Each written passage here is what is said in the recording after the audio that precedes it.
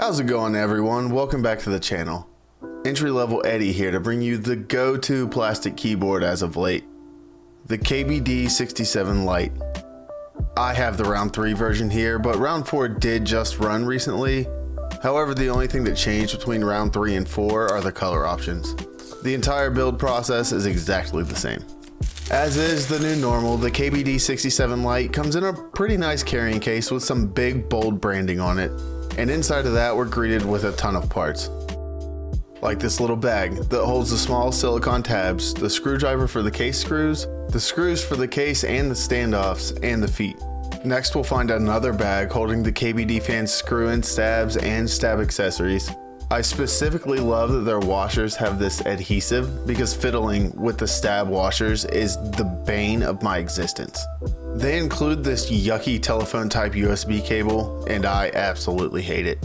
Like, I get this is a beginner board and a lot of beginners might need a new cable, but if you're gonna make it ugly, just make it a straight cable. Like, absolutely nobody wants this. Throwing that ugly thing to the side, next up we have the bottom foam. The plate, the only option without buying third party, is polycarb. The mute silicone pad, which also doubles as the gaskets, and the hot swap PCB with integrated daughter board, per key RGB, and QMK and VIA support. And finally, we have the case. It's a 2-piece case made of ABS plastic. I got mine in the transparent black colorway. It has a good bit of flex, but that's something I expect with plastic boards. The top and bottom case are held together with screws though, so there isn't any creaking like on the KBD67 entry edition. And it has threaded metal inserts, so you're not screwing directly into plastic like the KBD65 entry edition. Overall, it has a really good feel and a pretty inoffensive design, you know, except for this horrid font on the back logo. I really wish they would have just kept the branding from the carrying case, but honestly, it's really hard to complain about that for just $110. On the surface, this thing really packs a punch for the price point, but we'll have to dive into it to see if that feeling stays true. So before we dive into this, I want to thank you all for helping the channel reach 250 subscribers. The growth has been really great recently, and I really appreciate all the support. But I did see that only 3.2% of my viewers are subbed. And while I really appreciate every one of you that watch my videos, if you're a returning viewer or if you enjoy the content, please consider subscribing. It really makes a difference for the channel. But enough shilling for myself, you're all here to see a build. Starting with the stabs as always. Despite the fact that KBD fans included screw-in stabs with this kit, I'm not going to be using them. After building the QK65, I absolutely fell in love with the owl stabs, so I stocked up on them, and that's what I'm going to be throwing in this board today. I'm also going to be trying out dielectric grease for the first time here, and yes, I 100% used way too much on my first try with it, but I went back and retuned them off camera. After installing the stabs and actually remembering to test them, it's time to put this thing together. I started by getting the silicone dampener and the plate in place and then securing it all with the standoffs. Usually I'd skip the standoffs, but the polycarb plate is very flexible, so I just went ahead and used them. They also don't really affect the typing feel in any way, since the way the gaskets are implemented here make it just really stiff. And let's talk about the gaskets while we're here. I'm really not a fan of the gasket system in this board. Making it a part of the silicone plate dampening really removed a lot of the flexibility in both typing feel and your build options. Some people would prefer to have pour-on plate foam and gaskets. Some people prefer no plate foam at all. And I just think that combining these two parts of a build that should be left up to choice into one mandatory piece makes it harder to experiment with other materials, which is really the most important part of these beginner boards in my opinion. But I always say that any form of gasket mount is always better than tray mount and its hotspots, and that is still true here. For switches, I'm going to be taking the Gateron Oil Kings for a spin. These switches have been super hyped recently, and for a very good reason. If you're not already aware, they're a linear switch with a 65 gram bottom out, a 20mm spring, a palm stem that's polished just like the CJ stem, nylon top housing, and a bottom housing that's made of the same proprietary plastic mix as the goated black inks.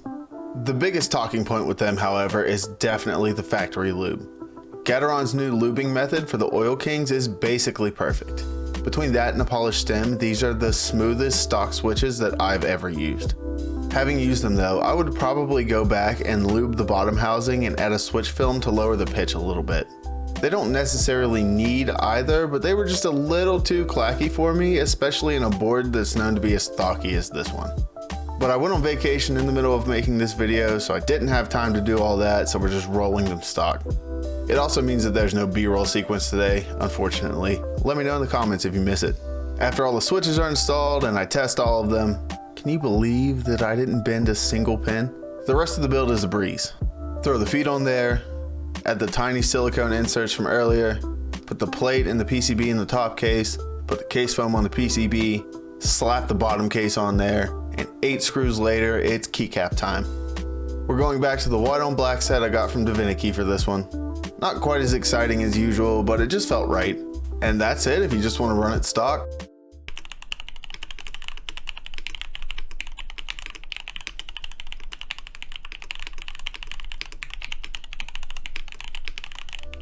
That's really not bad for $130 and an hour's worth of work.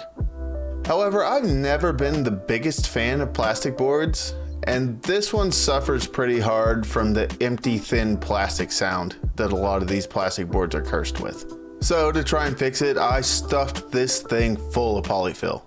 Now, I didn't really expect polyfill to be the solution, but I figured it was worth a shot before I made myself cut up a bunch of tiny pieces of kill mat.